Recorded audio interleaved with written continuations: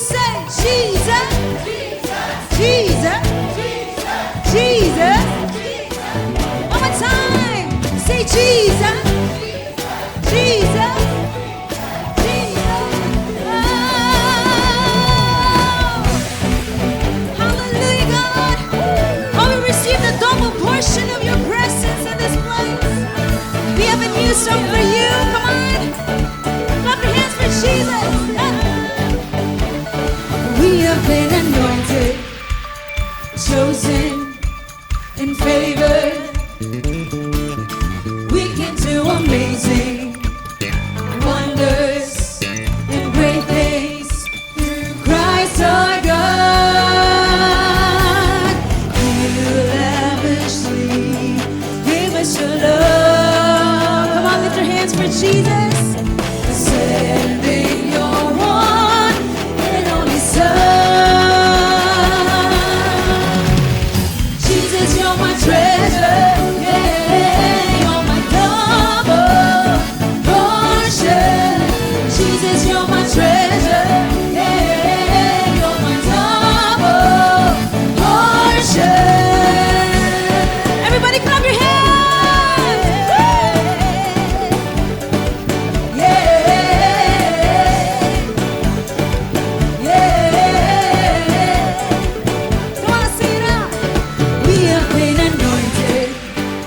Chosen and favored. Come on, declare it.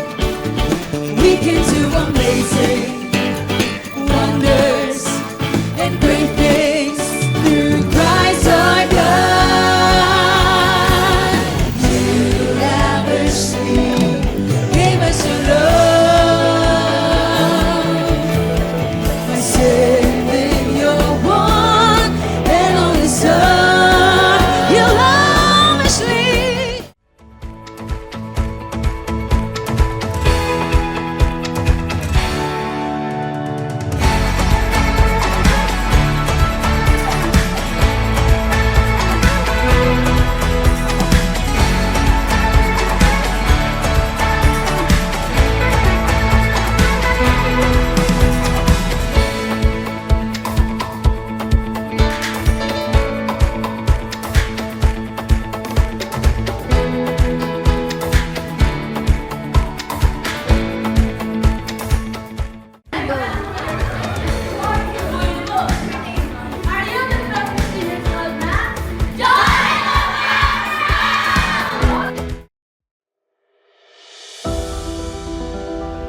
From the spark of Initiate came a movement, a step of faith, a simple yes to God.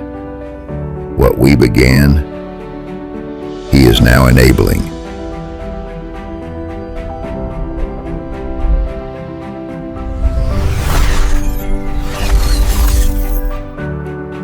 Last year we initiated worship, outreach, relationship, discipleship, small steps, big purpose.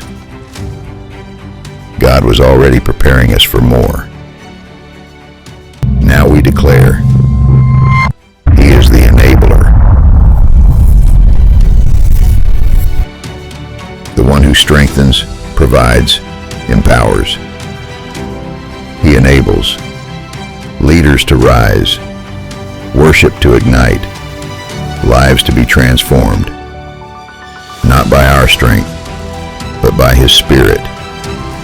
Together we move as one, enabled to go, enabled to serve, enabled to love, enabled to shine.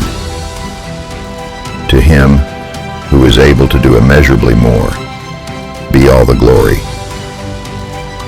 Church of God General Trias, initiated by faith, enabled by grace.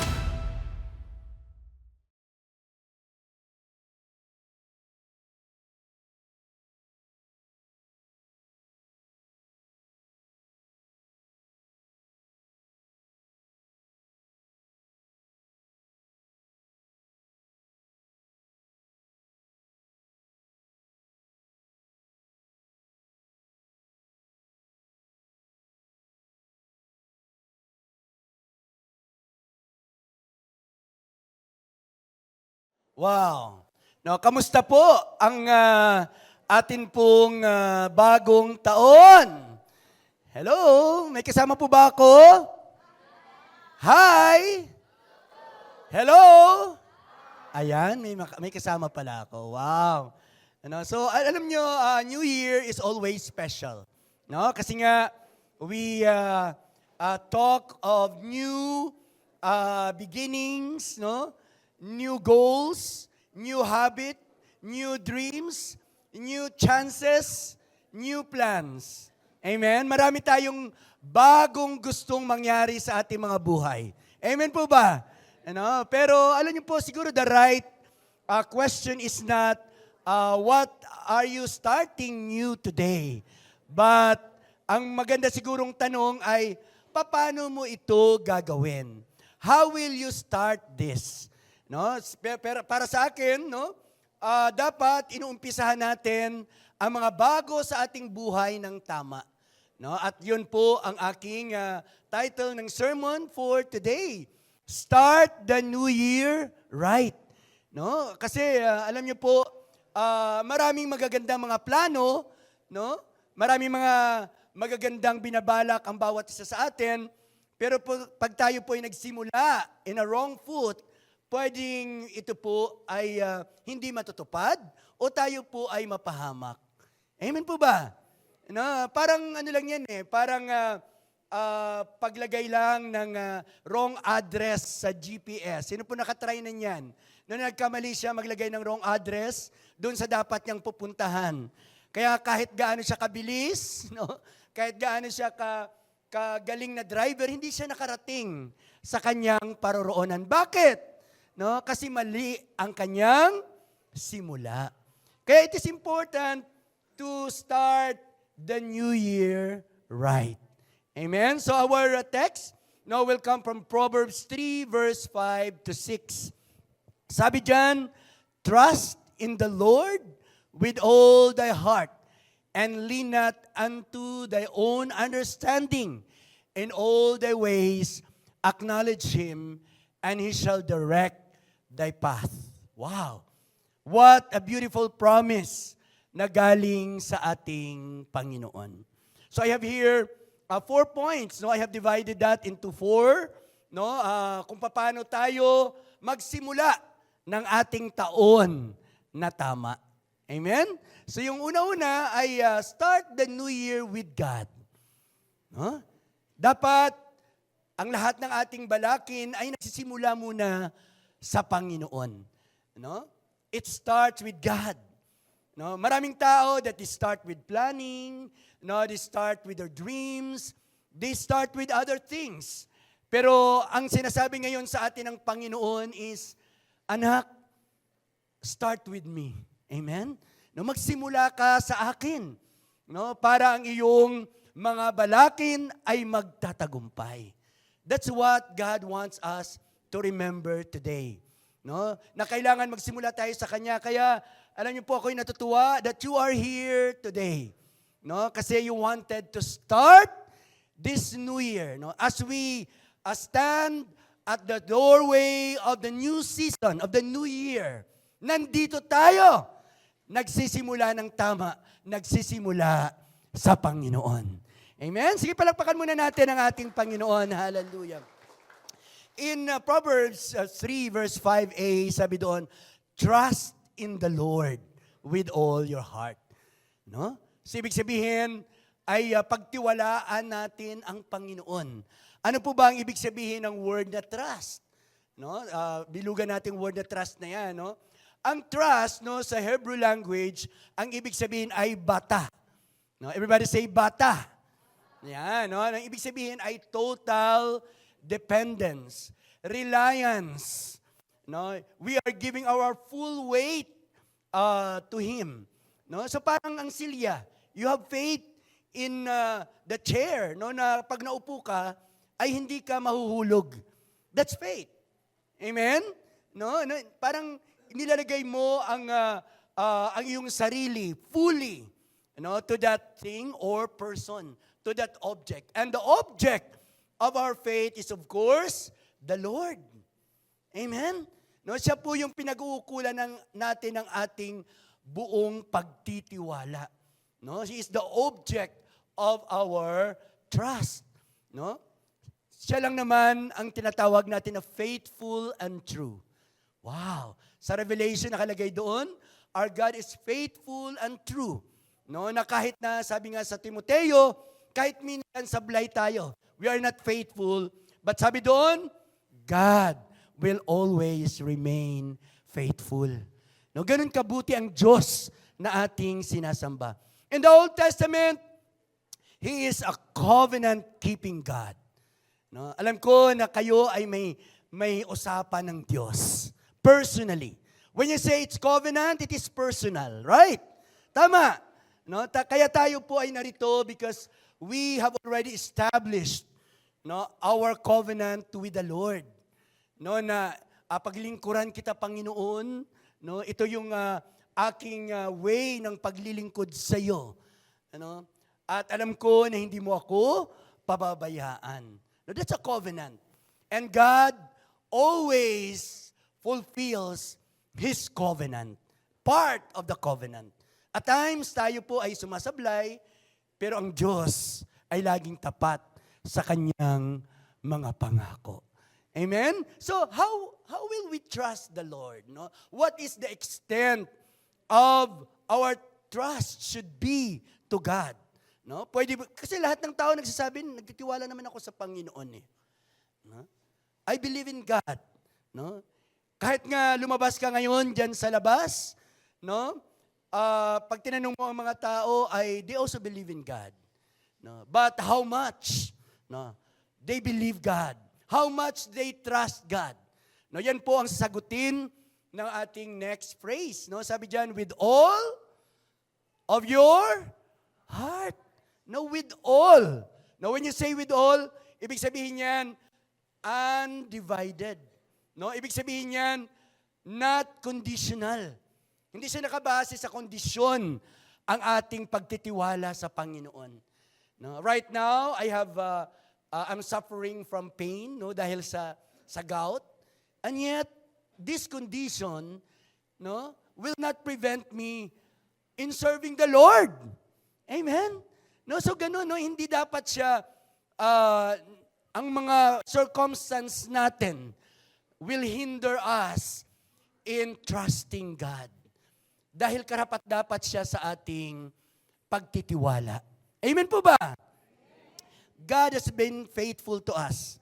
God has already given us not 100, not many, not more reasons, but million reasons, no, to praise Him, to serve Him.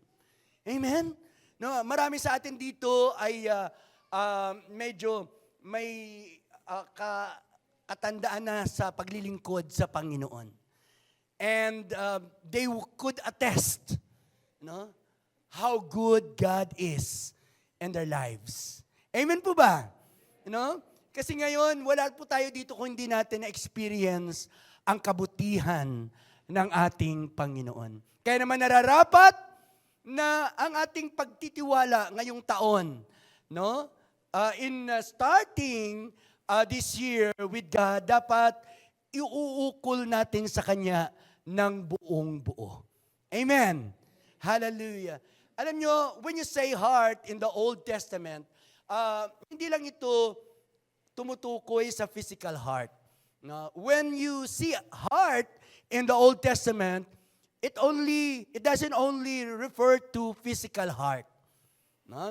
Ito ay bumubuo ng ating pag-iisip, kung paano tayo nag-iisip, no?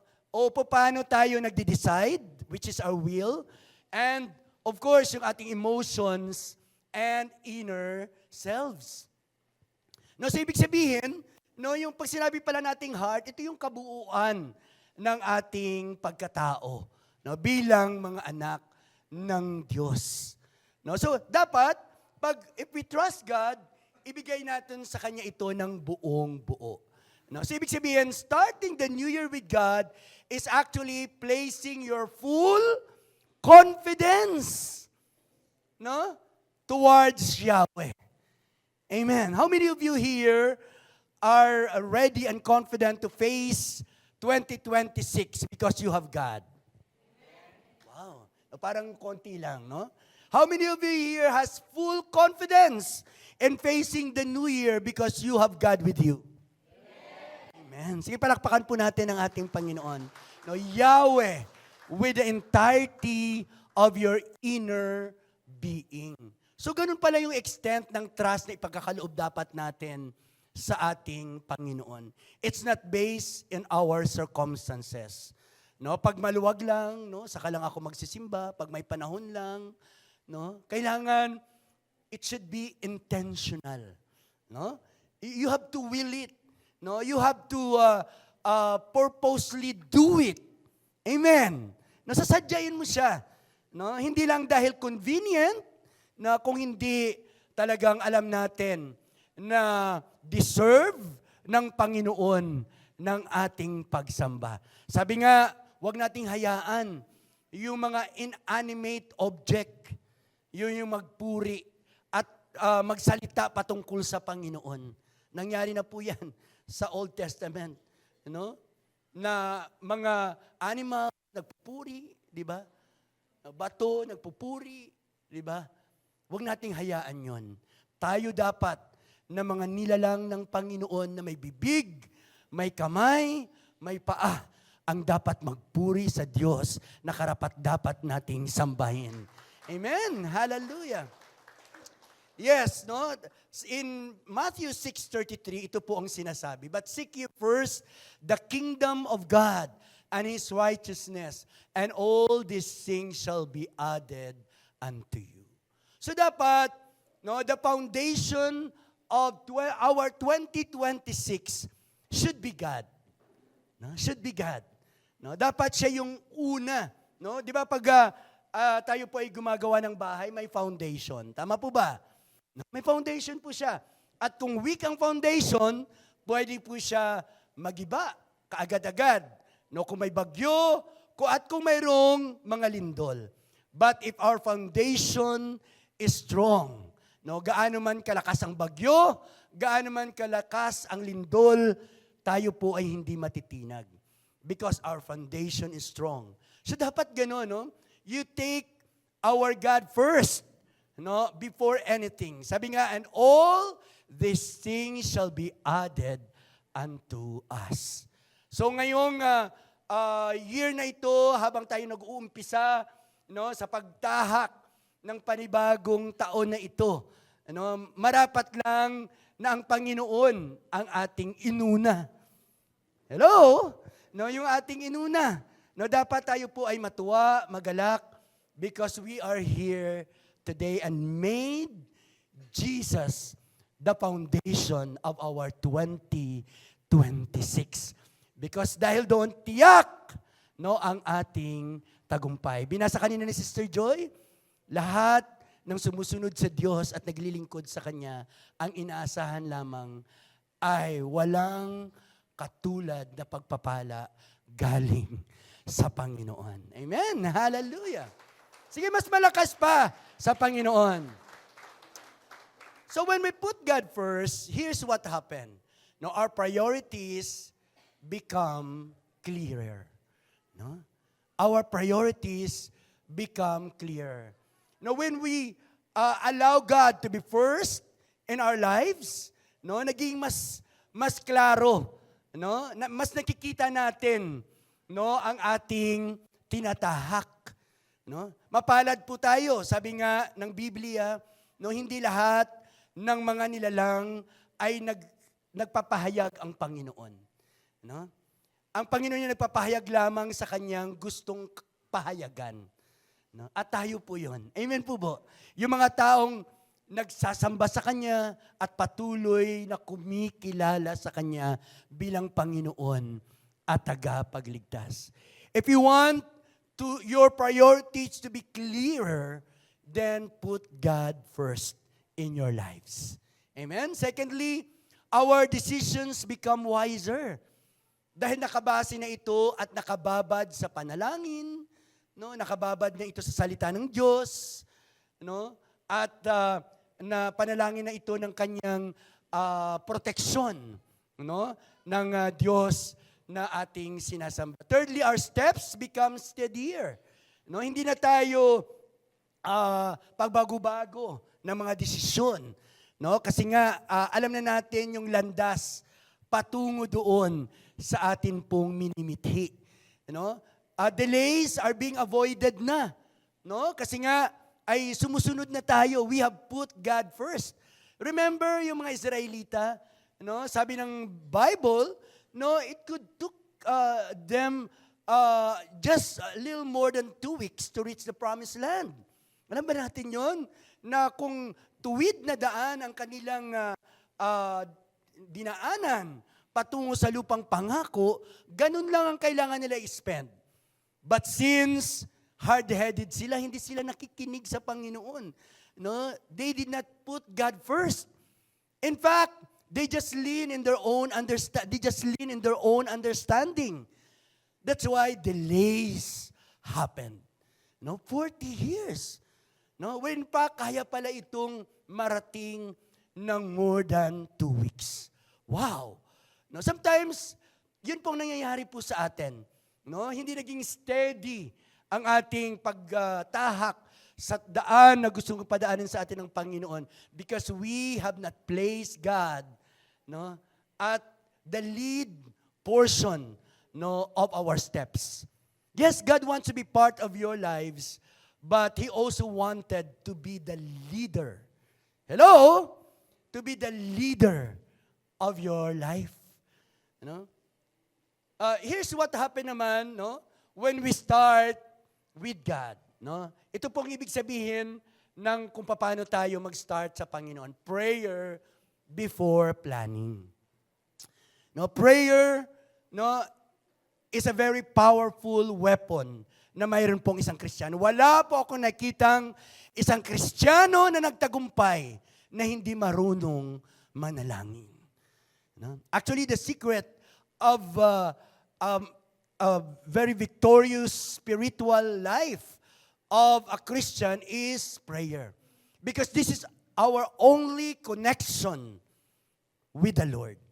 No? At hindi ko ito sinabi, hindi ito sinabi ni pastor na ito dapat ang gawin nyo.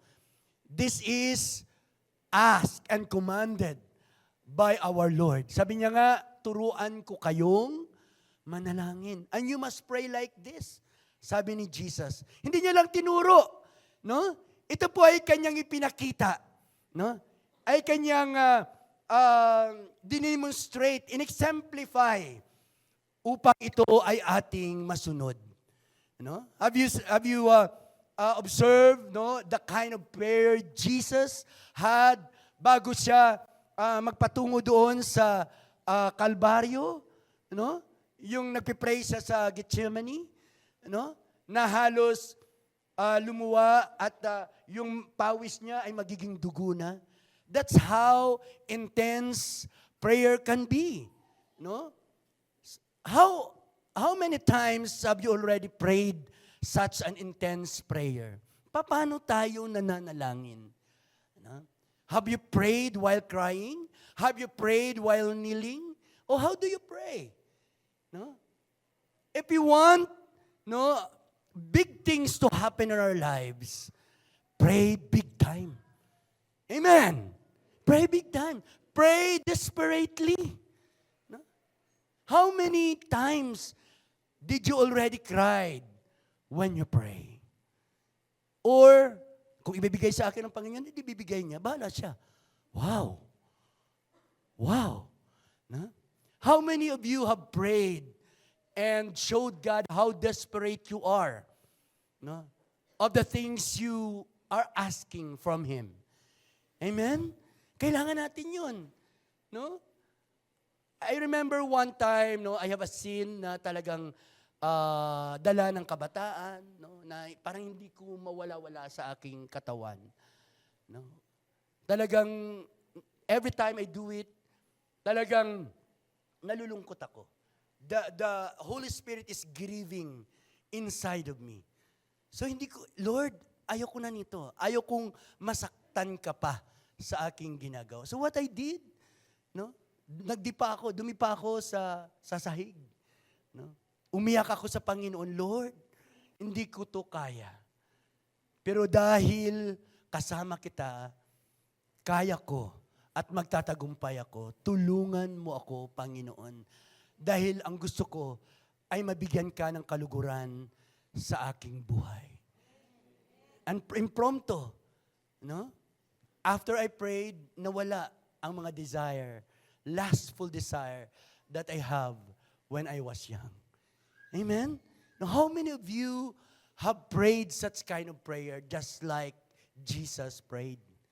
Amen? Na parang, sabi nga doon, ang mga pumapatak na luha sa kanyang mga mata, no? Ang mga lumalabas na pawis sa kanyang mga balat ay parang mga butil ng dugo, no? Dahil sa hirap na kanyang, emotional na hirap na kanyang dinaranas. Yes, starting with God is starting with prayer. Amen. No, so kung hindi natin nagawa, no, na ipag-pray yung ating balakang sa 2026 and we have made it our own, no, today is the time, no, is para isurrender ito sa Panginoon at ipanalangin natin ng sabay-sabay sa ating mapagpala at tapat mabuting Diyos. Amen? Secondly, faith before fear. Wow. So at times, tayo po'y natatakot because we have so many what-ifs in our lives. No, napakarami nating ganun. Paano kung ito yung mangyayari? Paano kung hindi matupad, Panginoon? Di ba? Mayroon tayong mga ganyan sa ating mga buhay. But instead of starting with fear, no, let's start with faith. Amen. Na kahit anuman ang sitwasyon natin, nagtitiwala tayo na kaya ng Panginoon na baguhin ang ating sitwasyon. Amen. Naniwala ba tayo doon? Na walang imposible sa Diyos? Amen. Sige, palakpakan po natin ang Diyos kung alam natin na walang imposible sa Kanya. So, obedience before convenience. So that's how we start the new year with the Lord, no? Parang isang foundation, no, kung saan maging matibay na bagay na kahit na tayo po ay makaranas ng anumang kapagsubukan this year, hindi po tayo matitinag.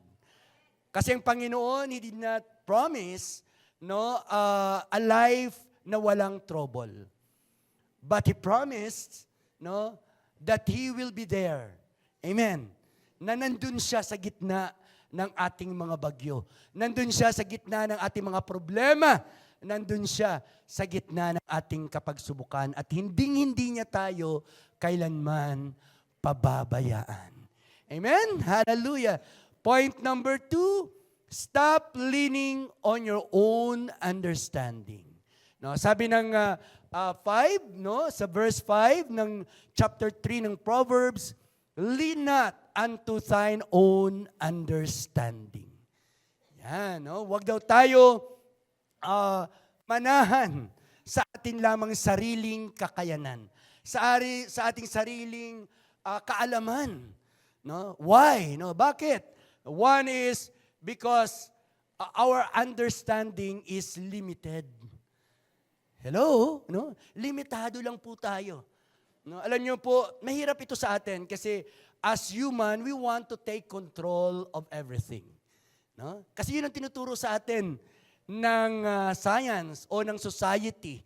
No? Na dapat you are always at the helm, no? At the top of everything. You're always in control.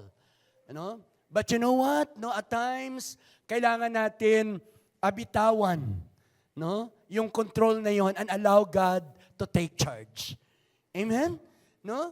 Sometimes, no, bilang tao ay dahil ayaw na nating masaktan, ayaw na nating maghirap, no? We wanted to take control of everything. No? Na siguraduhin natin na hindi na natin maranasan dati yung ating naranasan. Ganun po tayo. But our understanding is just limited. Even our powers. We cannot even predict, what will happen tomorrow. Amen? Wala. Sino po nakakaalam ng bukas? Wala. Walang nakakaalam ng bukas. We do not know what will happen tomorrow. No, God sees the whole story. No? Tayo naman, we just see what is the moment. No? Pero yung ating Panginoon ay alam niya yung ating nakaraan, yung ating ngayon, at maging ang ating bukas. We cannot even know what are the dangers ahead. Amen. No? Hindi na natin alam na yung kasama natin ngayon, pero bukas wala na. Diba? No?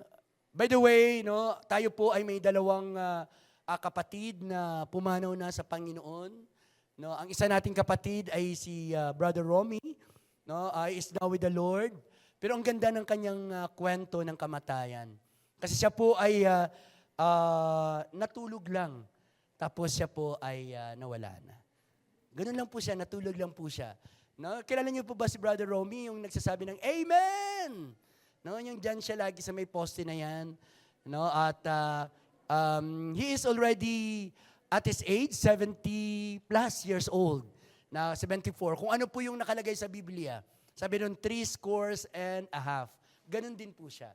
Napakaganda ng kanyang patotoo na at his age ay naglilingkod sa Panginoon. He stands firm in his faith with the Lord. Handang makipagdebate, handang i-exhort ang salita ng Diyos kahit kaninong nilalang. Ganon katapang yung ating kapatid na yon. And I'm saluting him for that. And kahit alam ko na wala na po siya sa ating piling, his memory will forever remain in this church. Meron po din tayong isang batang-bata, 33 years old.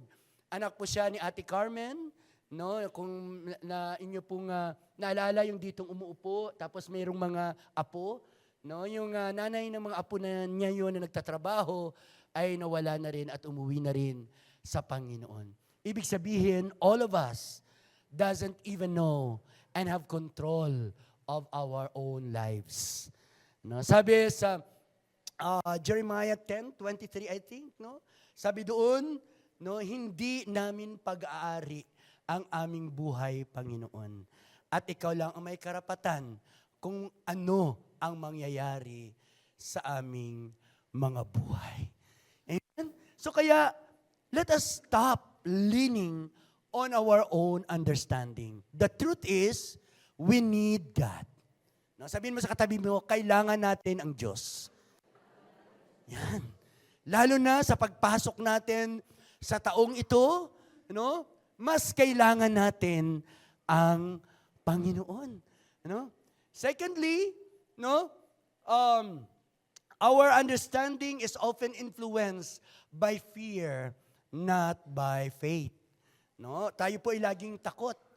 Kasi nga, hindi natin alam ang bukas. Amen po ba? Hindi natin alam yung hinaharap. No one knows what is ahead of us. And even yung plans ng ating Panginoon, may mga thoughts minsan ng Diyos na siya lang nakakaalam. In Isaiah, sabi doon, sabi ng Panginoon,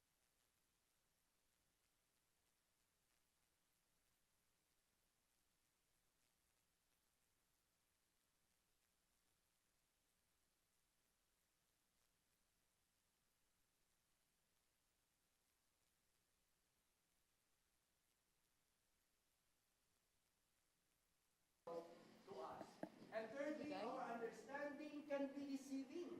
So, mahirap ito, pag tayo po ay nananahan lamang sa ating sariling kakayanan. Nananahan lamang sa ating nararamdaman. Because even what we feel can be wrong. Amen. Akala natin tama, pero hindi pala. The Bible is clear. Our heart is a fountain of deception. Amen? Maraming nanggagaling sa ating puso na galing lang pala sa ating emosyon. Kaya let us guard our hearts. Because it can be deceiving. Kaya dapat, kanino lang tayo mananahan? Sa ating Panginoon. As this year begins, patuloy tayong manahan sa ating Panginoon. In Proverbs 16:25, another warning, sabi ng Diyos, there is a way that seems right to a man, but its end is the way of death. Kaya nga sabi ng Biblia, curse is the man who trusts in man. Yes, don't get me wrong, pwede naman natin pagtiwalaan yung tao, but not to the extent na mas mataas pa ang pagtitiwala natin sa tao kaysa pagtitiwala natin sa Diyos. Amen? So here's what happens when we just lean on our own understanding. When we lean on our own understanding, it will develop in us pride. Kasi tayo yung may kontrol ng ating buhay. Kaya nagiging prideful tayo. Nagiging palalo tayo. At times, we say that, Lord, hayaan mo na ako. Just take the portion of my life. Hayaan mo ako, Lord. Ganun ang prayer natin minsan. Instead of allowing God to take the lead, tayo po yung naging leader. At naging sunod-sunuran na lang ang ating Panginoon. Because we want to make things happen on our own. Kaya nga, kailangan sa Panginoon tayo manahan. It also leads to anxiety, lalo na pag hindi natupad ang ating mga inaasam. Nagkakaroon tayo ng anxiety, natatakot tayo, what will the future brings, Ayaw natin bumalik doon sa dati nating kalagayan, Kaya we are full of this kind of feelings. And of course, it can lead to wrong choices. Kasi hindi siya nakabase sa salita ng Diyos. Hindi siya nababad sa panalangin. Whereas, when we lean on God, it can lead to peace. Kahit anumang mangyari, kahit anumang sabihin ng mundong ito, we have peace that only God can give. Na-observe niyo ba na yung mga Kristiyano, na kahit na namatayan, o kahit na walang pera, masaya pa rin. Amen. Kahit may sakit, nagpupuri. Amen po ba? Kahit na may nangyari na hindi maganda sa kanilang buhay, at least in our physical realm, ay patuloy ang pagpupuri sa Panginoon. Because Christians are looking not only on temporal things, but are focused on eternal things. Amen. Sige, palakpakan po natin ang ating Panginoon. When we lean to God, He will give us direction. Amen? He will lead us to the best pathway. He will lead us to the direction na kung saan ito ay nakabubuti para sa bawat isa sa atin. Remember, in Jeremiah, nakalagay doon, ang plano ng Panginoon ay hindi para ipahamak ka. Hello? Kung hindi para bigyan ka ng good future. It's not to harm you, but to give you hope and good future. Tandaan po natin yan. Maybe today, nararanasan kang hindi kaaya-aya para sa'yo, but eventually, I tell you, it will lead to your good future. At times, who can even explain that pain could lead to a greater victory, that death could even lead to resurrection? Walang may nakakaalam. But God has made it happen. Amen. Who knows na ang sakripisyo mo ngayon, hello, yung pagtatyaga mo ngayon, ang pagtitimpi mo ngayon, will lead to greater things. Amen? Kasi hindi natutulog ang Diyos. Lahat ng kanyang lahat ng sakripisyo at bighati ng kanyang mga anak, lahat po yan ay hindi nalilingid sa kanyang mga mata. Amen? Sige, palakpakan po natin ang ating Panginoon. And of course, it gives us confidence to face everything. Not only the future, but also our today. No? Our today. No? Yes, of course, no? Pwede ring maging confidence din ito in facing 2026. But of course, if you are nearsighted, no, it could give us confidence in facing our now. Ano ba ang sitwasyon mo ngayon? No? Kasi, Pastor, solve ko muna ang problema ko ngayon. Ano? Saka na yung future, i-leave ko na lang kay God. Tama naman. Amen po ba? No? So it gives you confidence na whatever your situation now, gaano man ito kahirap, no? Gaano man imposible, sometimes it gives you even doubt. Tama ba ako? Na kaya pa ba ito ni Lord? No? Pero time and time and again, God has proven to each and every one of us kung gaano siya katapat sa'yo, sa ating mga buhay. No? Ngayon, probably you are waiting, and in your waiting, just keep on praising the Lord. Because after the dark, sunshine will always come through. Amen? Palakpakan po natin ang ating Panginoon. So starting the year right means admitting that God, I need you. So ulitin natin, pwede ba sabihin natin ulit, kailangan natin ng Diyos. Yan. So thirdly, no, acknowledge God in everything. Wow. No, kailangan daw natin i-honor, no, i-acknowledge parangalan ng Panginoon sa lahat ng bagay. Hello? No, sa lahat ng bagay. Saan man tayo, ano man tayo, no, or at all times, no? In all thy ways acknowledge him. No, not only in the church, not just in prayer time, but in every part of our lives. Lagi ko sinasabi na it is easy, no, to be good when you are surrounded by good people. Pero paano if you are surrounded by people who doesn't deserve, no, yung treatment ng goodness? Magiging bad ka na rin ba? Hello, no, that's a valid question.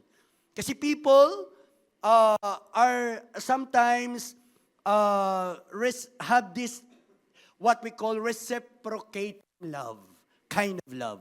Pero hindi po yan ang gusto ng Panginoon. Reciprocating lang. No? Kasi kung mamahalin mo lang ang nagmamahal sa'yo, di parang pareho ka lang din ng tao sa mundo. Amen? Kung pakikisamahan mo lang ang nakikisama sa'yo, anong diferensyan mo sa ibang tao sa mundo? Kung magbibigay ka lang sa taong nagbibigay din sa'yo, anong diferensya mo sa mga tao sa mundo? Amen? Hindi tayo ganun. Amen? No? Tayo po, we extend more than that. Our love is not reciprocating love. It is redeeming love. Amen?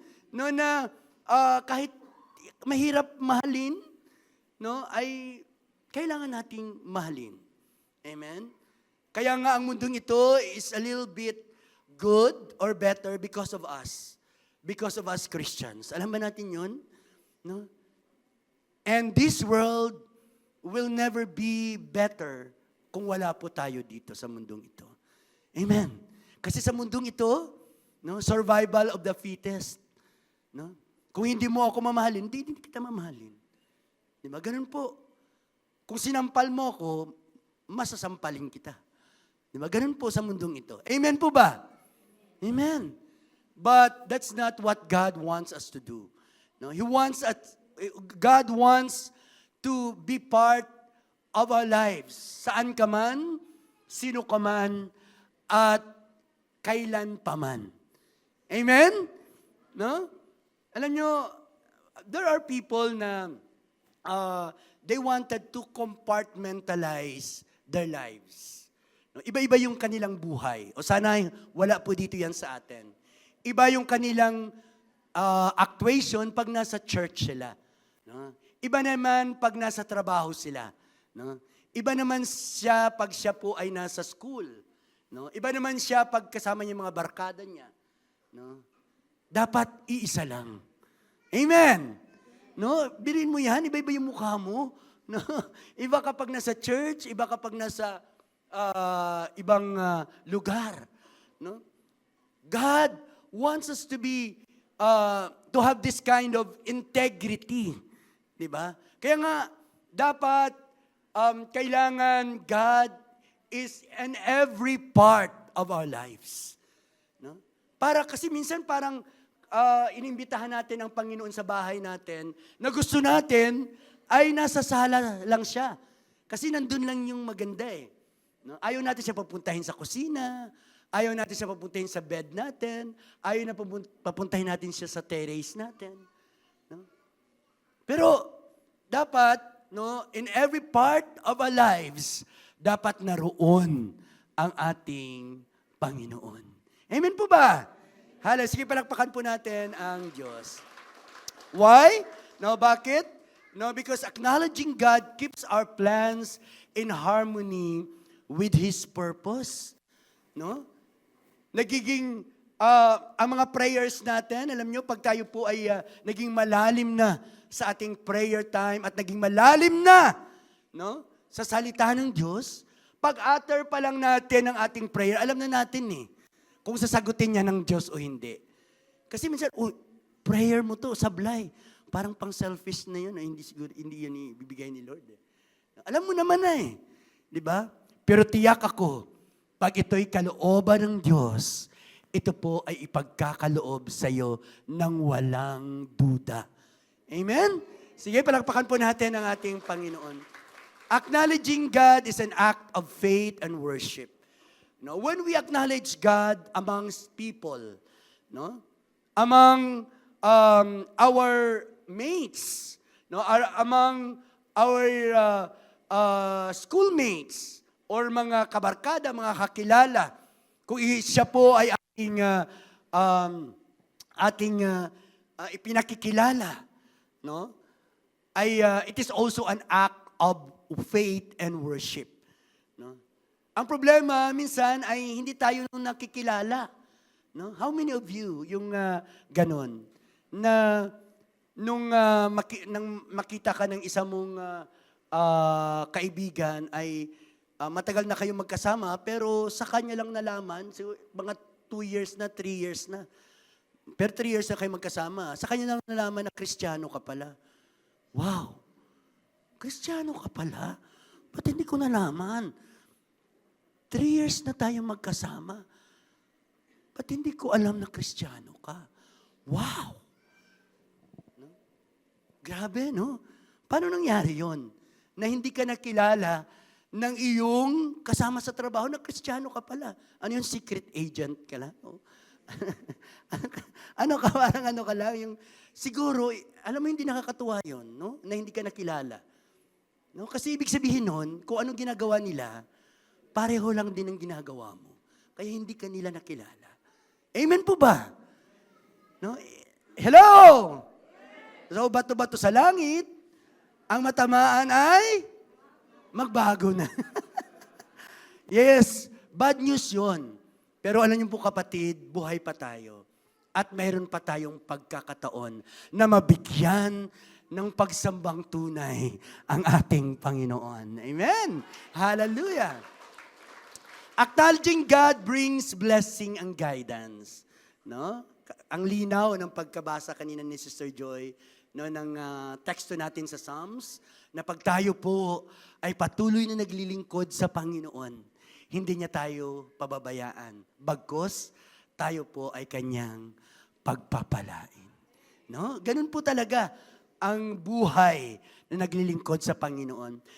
My life verse is Psalms 84 verse 11.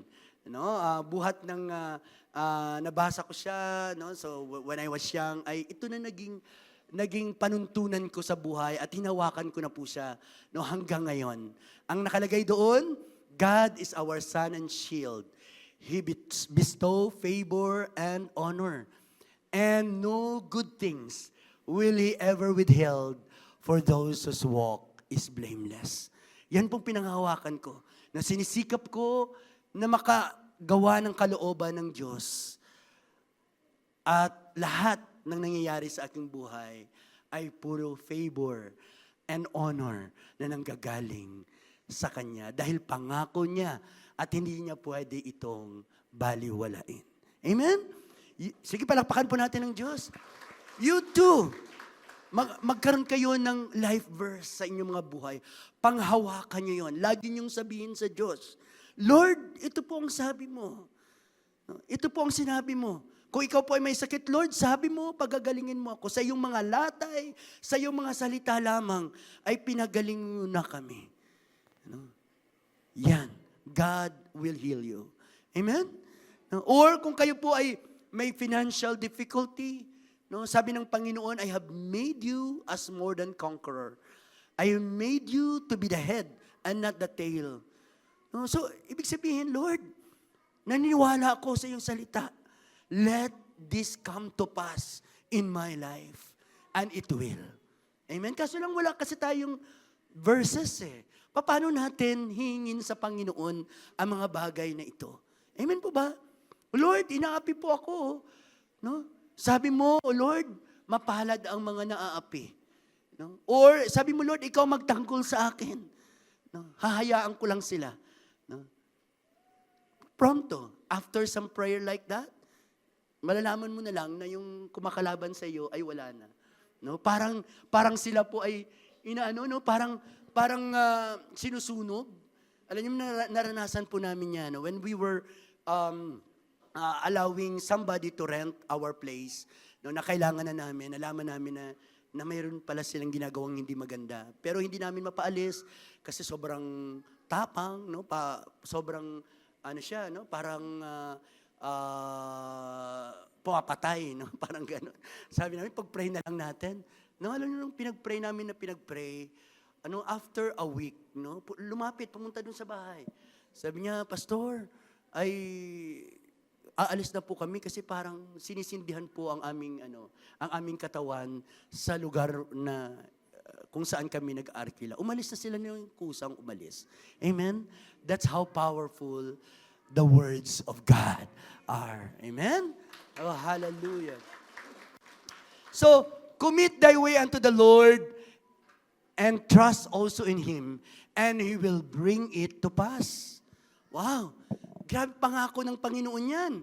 No, na pag nag-commit tayo sa Kanya, no, whatever, no, kung ano man yung way na mayroon po tayo na ipinagkaloob sa Panginoon, He shall bring it to pass. Papangyarihin niya ito. So mamaya, as we pray, as we respond, lahat po ng gusto niyo mangyari sa buhay niyo, no, na according to the will of God, sabihin natin sa Panginoon. Tiyak ako in 2026, sabi nga ni Sister Joy, this is the year of God's favor and God's blessing for COG Gen 3 where you belong. Amen. Naniwala ba tayo doon? Are you excited? Amen. Sige, palakpakan po natin ng Diyos. Kaya naman, whatever you do, whether in words or deed, do it all in the name of the Lord Jesus, giving thanks to God, the Father, through Him.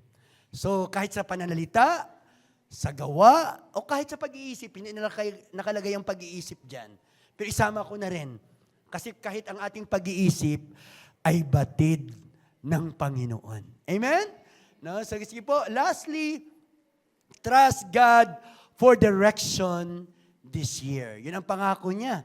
No? He did not only promise a prosperous new year, but He also promised a guided year. No? Ibig sabihin ng guided year, hindi niya tayo pababayaan, sasamahan niya po tayo. Amen. Sabihin mo sa katabi mo, sasamahan tayo ni Lord. Yan, sasamahan tayo ni Lord. Sasamahan niya tayo. No? His promise is clear. And He shall direct thy path. Pag kinumit na natin lahat ng bagay sa ating Panginoon. How will that happen? No? Direct means when you are confused, He will lead. No, dumarating ba sa buhay niyo na parang hindi mo alam kung anong desisyon ang inyong gagawin? Amen. So ang gagawin niyo, mag-pray kayo. Amen. And He will lead you, no, to the way everlasting. When you fail, He restores. Now, sometimes, most of us are afraid of failure. Pero alam niyo po ba na yung failure is a stepping stone to success? Amen? No? Ang lahat dito na nagtagumpay, no? Kung yung iniisip na kayo ay nagtagumpay, lahat yan ay nakaranas ng failure. Amen? No, bago nagtagumpay. Kaya gaano ka man nadapa ngayon, kapatid, baka sad-sad ka ngayon, no? Baka gutay-gutay ka ngayon, parang, Pastor, hindi ko na kaya. No? Pero God will lift you up. Pangako niya po yan. No? 7 times na nabuwal ang isang Kristiyano. No? More than that, ang pwedeng pag-angat sa Kanya ng Panginoon. Because God is faithful. No? Sige, palakpakan natin ng Diyos. Kahit nga yung mga patay na natin mga dreams, no, yung mga parang wala na tayong pag-asa sa dream na yon, kayang i-restore po ng Panginoon yan. No, maybe you have a dream na parang nawala na sa'yo dahil sa circumstance sa iyong buhay. God can bring that to life again. And kung magtiwala tayo sa Kanya, He will let it come to pass. Amen? Ifulfill po yan ng Panginoon. And when the door closed, ito pa, no? Minsan kasi parang feeling natin nasarahan tayo ng opportunity. No? Minsan kasi feeling natin ay iniwan tayo ng Diyos, parang nag-close na yung arko. Ano? Nag-close na yung pinto ng kalangitan para sa atin. Pinto ng blessing ng Panginoon. No! No? As long na buhay tayo, no? Whenever some door closes, no, there will always be redirection from the Lord. He will open another opportunity for you, and for all of us. Amen. Oh, hallelujah. Maraming salamat, Panginoon. Look at this promise of the Lord in Psalms 32 verse 8. Sabi diyan, the Lord says, I will guide you along the what? Wow. Grabe si Lord.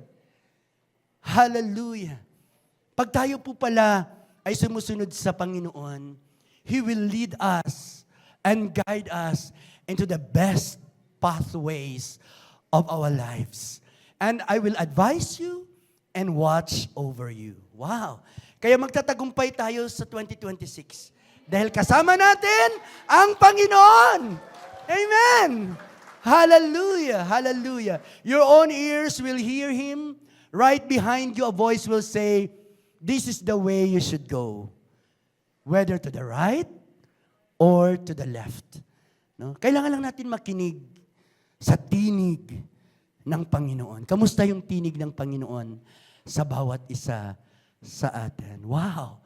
So, now tiyak ako na that this church is geared towards a year of favor.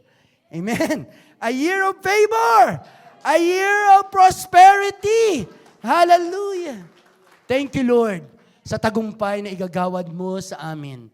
Dahil alam nyo, hindi nauubos ang pagmamahal ng Diyos. In a book which is full of lament, kalungkutan, no? Ang tawag doon ay lamentation, no? Puro siya kalungkutan. There is a verse there na which is full of hope.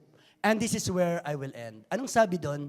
In Lamentations 3:22-23, yan pong sabi, the steadfast love of the Lord never ceases.